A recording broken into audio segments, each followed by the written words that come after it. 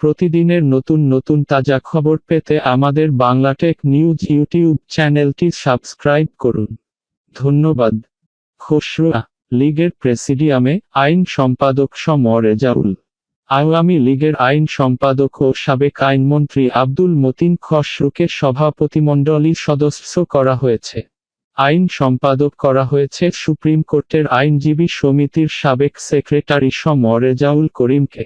20তম জাতীয় সম্মেলনে কাউন্সিলরদের দেওয়া প্রদত্ত ক্ষমতা বলে দলীয় সভাপতি শেখ হাসিনা তাদের মনোনীত করেছেন বলে জানিয়েছেন আওয়ামী লীগের যুগ্ম সাধারণ সম্পাদক মাহবুবুল আলম হানিফ। আব্দুল মতিন খসরু গত 6 বছর ধরে আওয়ামী লীগের আইন বিষয়ক সম্পাদকের দায়িত্ব পালন করেন। 1996 সালে আওয়ামী লীগ ক্ষমতায় এলে আইনমন্ত্রী করা হয়েছিল তাকে।